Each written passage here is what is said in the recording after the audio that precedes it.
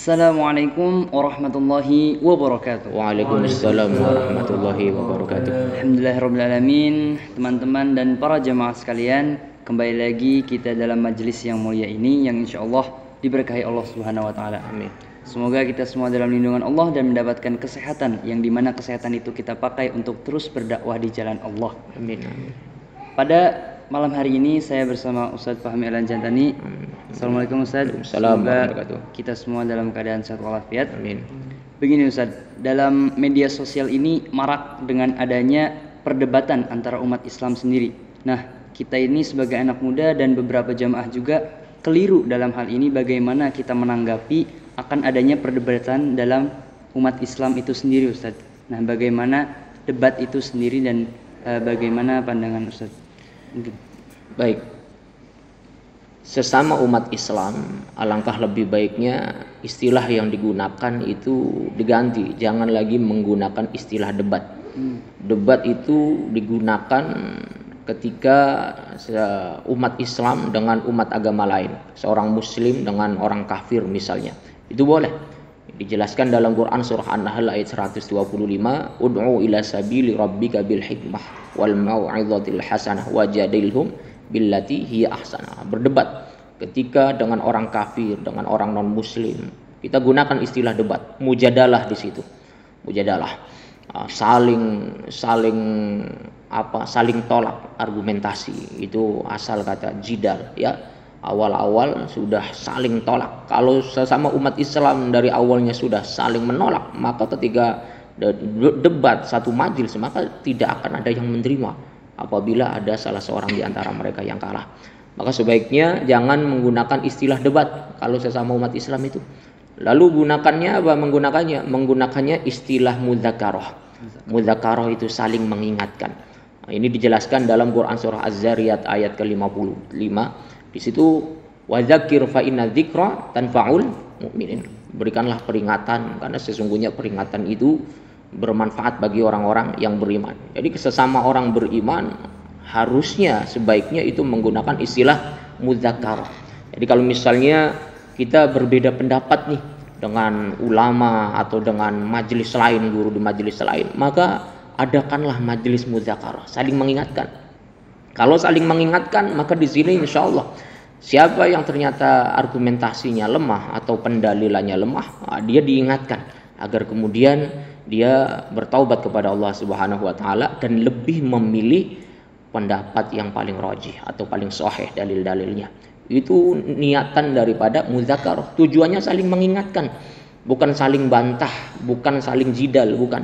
Tapi saling mengingatkan. Dan kata Allah tadi disampaikan di surah Az-Zariyat ayat 55, peringatan itu bermanfaat bagi orang-orang yang beriman. Maka ketika kita berbeda pendapat, maka kita yuk mudzakarah, yuk saling mengingatkan, yuk saling mengingatkan. Barangkali saya salah, kamu yang benar, insya Allah saya akan mengikuti apa yang menjadi pendapatmu. Atau barangkali sebaliknya, kamu yang salah, saya yang benar. Ya jangan kemudian gengsi untuk mau menerima kekalahannya. Ini mudzakarah, saling mengingatkan. Sebab apa? Sebab andai kata kemudian seorang muslim yang digunakan mujadalah ini berbahaya.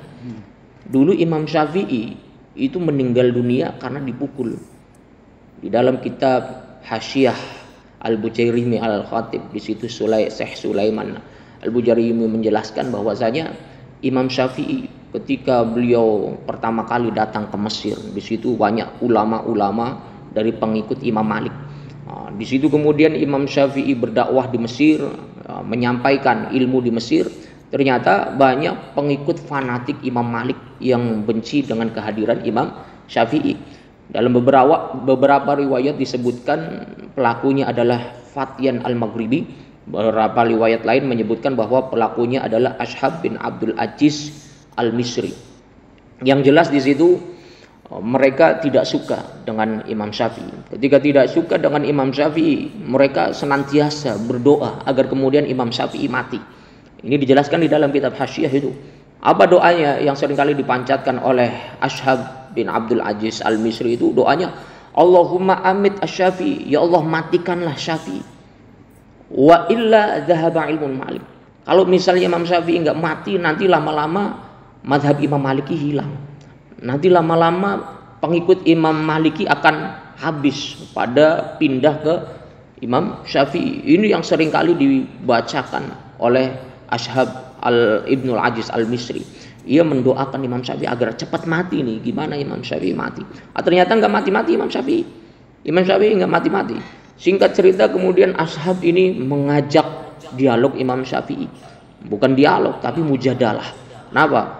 Debat. Kenapa? Karena Ashab sendiri sudah memendam kebencian terhadap Imam Syafi'i. Kalau dari awal sudah memendam kebencian, ketidaksukaan, bagaimanapun argumentasi Imam Syafi'i dikemukakan kuatnya, bagaimanapun hujahnya yang begitu kokoh, tetap tidak akan diterimanya.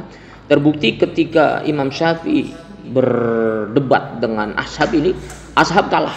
Langsung Imam Syafi'i dipukul oleh Ashab. Dengan apa? Di dalam kitab itu dijelaskan dengan gembok. Kepalanya dihantam dengan keras oleh Ashab menggunakan gembok.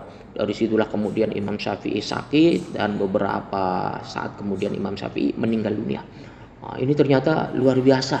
Imam Syafi'i bisa dikatakan meninggalnya itu karena dipukul, karena digebukin Imam Syafi'i. Oleh siapa? Oleh pengikut fanatik Imam Malik. Padahal Imam Maliknya nggak seperti itu. Imam Maliknya bijaksana. Imam Maliknya itu begitu legowo. Imam Maliknya nggak begitu fanatik. Bahkan ketika Imam Syafi'i belajar kepada Imam Malik dan Imam Malik merasa bahwa ini Imam Syafi'i ini udah pinter, ini udah pinternya luar biasa. Imam Malik memperbolehkan Imam Syafi'i untuk belajar ke guru lain. Silakan cari guru yang lain. Beberapa riwayat menyebutkan bahwa kemudian Imam Malik memerintahkan kepada Imam Syafi'i untuk belajar ke Imam Hanafi. Walaupun pada saat itu akhirnya Imam Syafi'i tidak sempat ketemu dengan Imam Hanafi.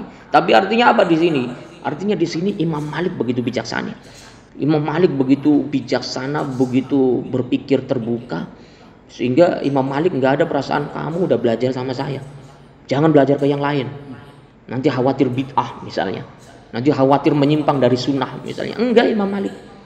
Imam Malik begitu bijaksana. Ketika Imam Syafi'i dirasanya sudah pintar, silakan belajar ke yang lain. Nah, itu luar biasa. Ternyata yang berlaku fanatik itu hanya pendukungnya saja. Nah, sekarang masalahnya bukan hanya pendukung yang fanatik, tapi kadangkala tokohnya, ustadznya, ulamanya juga jadi provokator. Pokoknya kamu harus ngaji sama saya aja.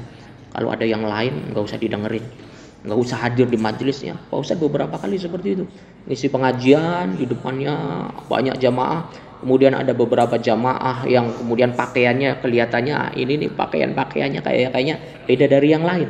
Pak Ustadz udah menduga kayaknya nggak bakal mau dengerin pengajian Ustadz. Nyata baik. Ketika Pak Ustadz assalamualaikum ceramah baru mukaddimah langsung pada bubar. Ketika pada bubar selesai pengajian, Pak Ustadz tanya itu tadi pada ngobrol di depan nggak dengerin pengajian kenapa? Katanya Ustadz Fahmi bukan Ustadz sunnah katanya.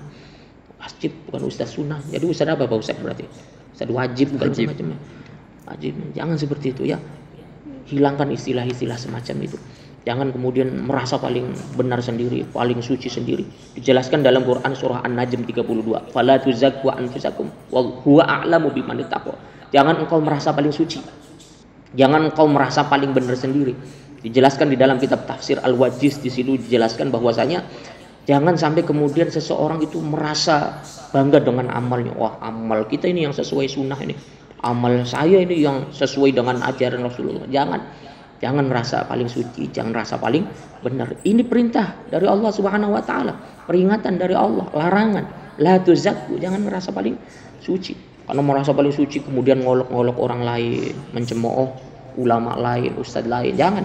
Jelaskan dalam Quran Al-Hujurat ayat ke-11, la yaskhar qaumum min qaumin. Jangan mengolok-olok kaum lain, sebab bisa jadi yang diolok-olok lebih baik daripada kita. Ya, jadi seperti itu.